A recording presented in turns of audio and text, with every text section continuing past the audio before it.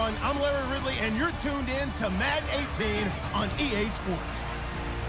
As the season nears its end, a berth in the postseason is the goal. And this man knows the responsibility for getting them there lies mostly with him and with his ability to guide through offense.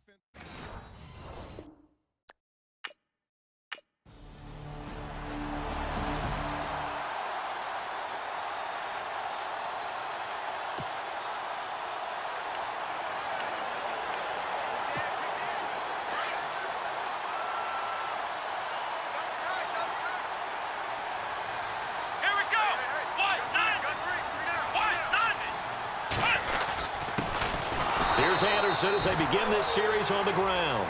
And this one goes nowhere. Losing yardage back at the 22. So a look here at the key inactives, and we got this list before the game down on the field. They tell us the same thing every time, don't they? Next man up. No excuses. Be ready to play. That's the mantra of every organization. The key is having guys on the roster who are capable of filling in and playing at a high level. That's when you know you've drafted well, scouted free agents well, and stocked your team just the way you're supposed to. Just a yard there, so it brings up a tough 3rd and 12. Well, so many times we look at a short run and we praise the offense for trying to set the tempo and establish things, but the defensive guys, hey, they just won the battle there. It wasn't a big run given up. Pressure comes, and the Steelers take him down. Bud Dupree.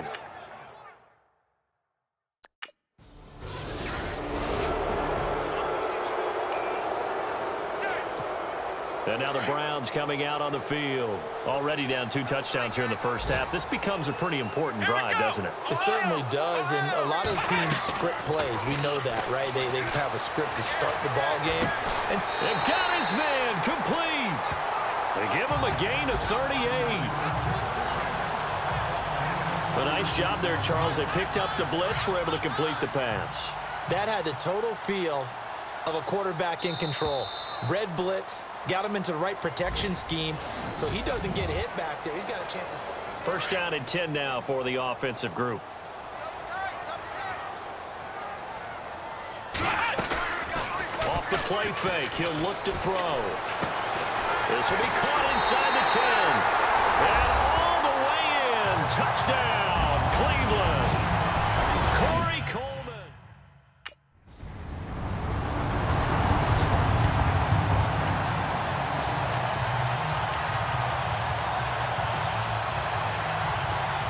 And now Cleveland geared up to take the field. I guess they have to feel a little gratified to at least get on the board last time, but still work to do. No doubt about it. I wonder now if they're going to try to increase the urgency a little bit, maybe pump up the pace, maybe go 2-minute. Who knows? Let's see what they decide to do. That's going to go as a loss of 2, and it'll be 2nd down.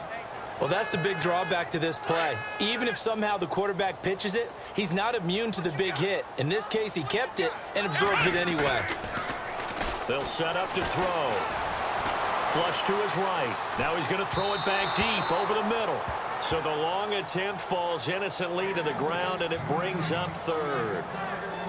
Fans do love the long ball, don't they? And he already found his guy once. Tried to give him another chance there, didn't he? Yeah, he did. Couldn't connect, but as you alluded to, he does have that touchdown from earlier, trying to keep him in the rhythm. He's going to loft one deep left side here. And that's caught inside the 30. A big play there on 3rd down for the Browns. And even 50 yards. I know they had good coverage downfield, but you have to wonder, on 3rd and long like that, how does that happen that they can get that far downfield and complete a pass?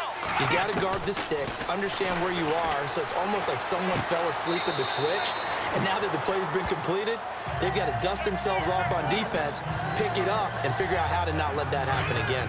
I know many people like to throw to the tight end, maybe in a little flexed out position because he creates mismatches with his size. The slot receivers do the same thing. And he fires one that's intercepted. Picked off at the 16. And he will bring this all the way back out to midfield.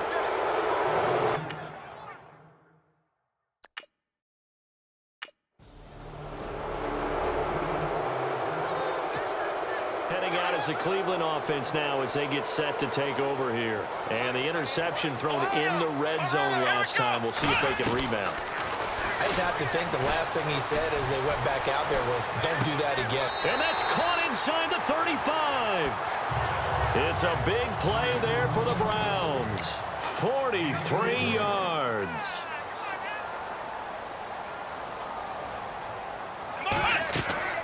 Back to throw now on first down. Screen play, Anderson. And he will lose yardage back to the 34-yard line. It's a loss of 2 there, bringing up second down. Got to give some credit there defensively. They snuffed out that screen early on first down. Really read it well, didn't they? Because they didn't bring the pressure that they expected. They covered all the passing lanes. So once you see it break down as the passer, I think in this situation, you're either throwing it at the feet of your back to make sure no one picks it off, or you throw it away, throw it over the sideline. Don't try and freelance and try and make a bigger play. There's really no one else running a pattern that should be open.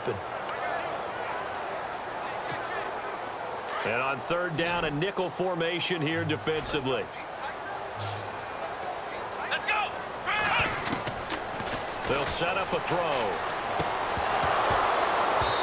And this is going to be incomplete.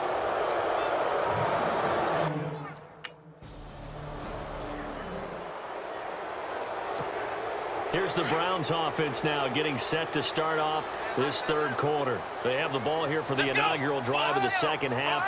Pretty big deficit, though. We'll see what adjustments were made in that line. And the Steeler pressure too much here. He's going to go down. Bud Dupree in there to get him for sack number 9 now on the year. Well, so much for setting the tone of the drive offensively. Giving up a big sack that loses that kind of yardage, not a great start.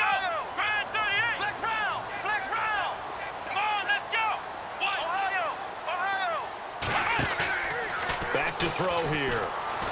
Rolling to his right. And they'll bring him down here right around the 17-yard line. It's just a gain of a couple there on the scramble, and now it's third down. How about a tip of the cap to the defense? They're working against a very mobile quarterback, but all day long they've kept him under wraps. And on that play, they held him to a short gain. Now on third and long, they'll look to throw. And he couldn't hang on to it through the contact. Incomplete.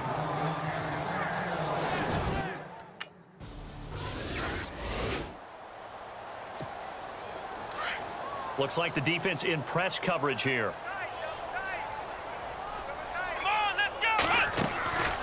On first down, he'll drop to throw. He's going to loft one deep left side here. And it drops down incomplete. Thought he might have had it. Instead, second down. This defense is continuing to contest every deep ball that is thrown downfield. And look, it doesn't matter whether you're playing man or zone. Eventually, that becomes man on man. And you've got to trust yourself and go up at that moment of truth and make a play on the football. Trying to bounce it outside, but he's only able to get it back to the line of scrimmage. No gain on that one as it brings up a 3rd and 10. And while there is no gain on that run, we do know coaches whose identity is rooted in taking it almost to the limit and then changing things up on you down the stretch. And that's going to be caught for a Browns touchdown. Corey Coleman, his second touchdown of the game. His third. And now Cleveland geared up to take the field. And things are starting to move in the right direction. They get the touchdown last drive, then their defense gets them the football back. Yeah, now they have a chance to get the lead if they can put something together here. I'm eager to see how they decide to do it. They want to be methodical, or they want to take the big strike and go after it right now. A good run there on first down, and it'll leave them with a 2nd and 2.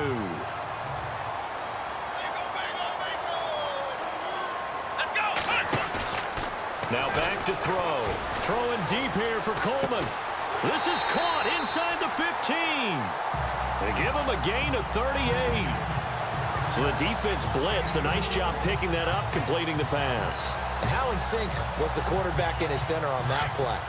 They saw the blitz, made the appropriate calls, got the line engaged because now they know there are going to be extra guys coming at the quarterback, so they got their assignments down pat and kept them away from him, and he's able to step up in the pocket and fire one now for a really good strike.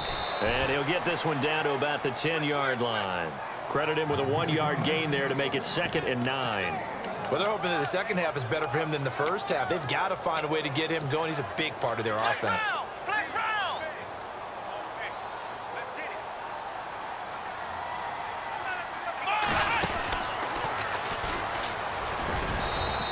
push his way forward here for a good little gain. It's going to be a gain of 6 on the keeper, but it leads to a 3rd down. Partner, I know we're in the era of the mobile quarterback, but there's still an element of surprise, and that position keeps the football. And what a nice gain on that play. And he takes this one in for a Brown score. It's their quarterback, a 4-yard touchdown scamper.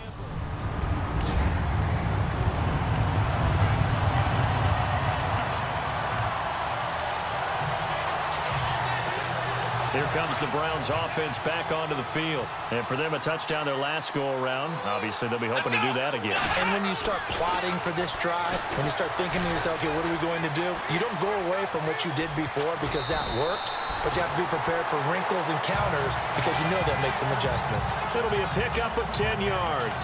And it'll be second and very short. Well, he did a nice job keeping his eyes downfield, waiting for someone to get open. But once the pressure forced his eyes down to see the rush, it was time to make a break for it.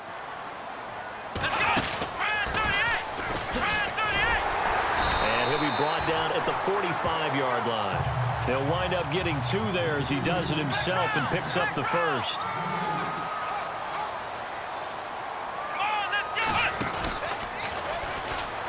And some room to maneuver.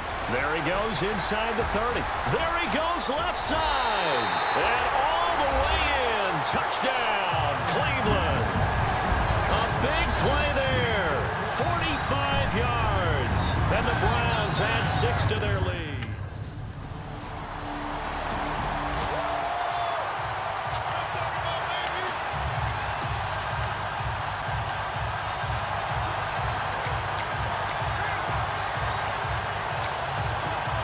And the Browns getting set to go. And they're hoping to redo their efforts in the last drive when they got into the end zone. And just think of what it's like now on the sideline, because when you score a touchdown, you have to go over and look at the tablet and see what you did on the last drive. When you scored points, it's a whole lot better view than when you're trying to figure out how to fix things there. Well, Brandon, pace comes into play now because they've got the advantage. They've got the football, but they've got to be very careful about what speed they're going to play. You know, my music teacher is back in New Paltz. This is by Thema Bagley. Used to say, don't go prestissimo when you really want to go largo. Well, this is taken in. It's complete. And that one results in 35 yards.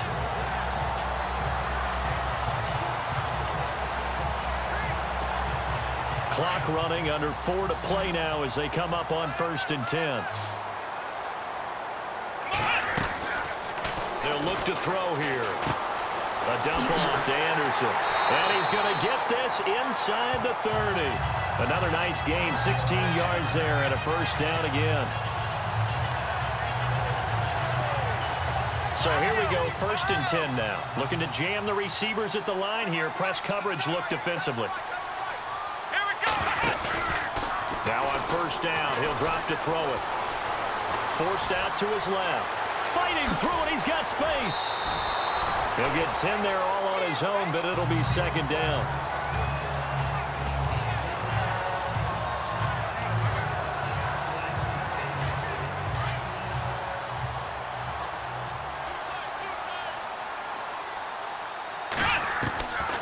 Now they'll throw here out of the gun. Buying time to his left. And stopped a few yards shy of the goal line at the 3. Good coverage downfield led to him taking off, picking up the 1st down on a 13-yard run. All right, partner, I'm a defender, but I've got to express my admiration there. Moving around, making it happen, and instead of worrying about protecting himself, he goes and gets the 1st down. I've got to give it to him on that one. Normally, you don't want your guy taking shots, your quarterback, but it's winning time here in the 4th quarter. If he needs to make those plays with the legs, go ahead, right? Yeah, no doubt about it. At this stage of the game, all protections, they're off. Time for a break. We'll come back for the electrifying conclusion after this. So the Browns in possession of the football here as we get you reset. And let's see what they've come up with offensively after having time to talk it over. On 2nd and goal, here's an option play left. And he probably should have given that one off as he's going to get hit and taken down behind the line.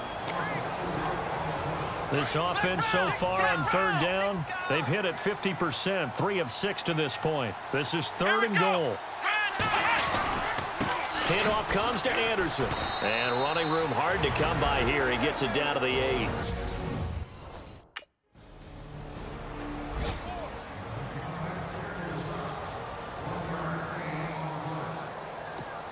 The Browns offense trotting back onto the field. They have the lead, obviously, late in the game. I guess the good news for them is if for some reason they would make a mistake, a field goal does the opposition no good. Everyone loves to have a little bit of a cushion, and that helps you immeasurably. But the bottom line is, do all the things that you're taught in order to close out the game. Don't even let that become an issue. Yeah, but still a one-possession game. This one not fully over yet.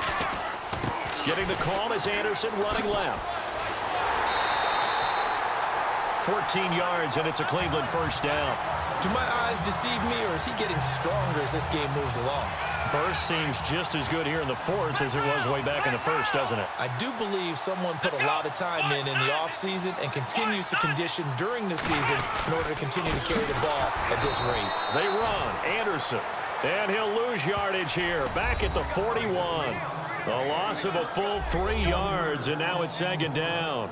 Charles, why didn't they just take the knee there? You're asking the question that I'm asking as well, because we've seen a lot of football where coaches decide maybe they get a little greedy. I don't know if they're doing it for stats or for what reason. We've seen it happen in college, and how about in the NFL? The miracle at the Meadowlands. All they had to do was take a knee, and the game was over. The Giants ran it one more time. Ball popped free.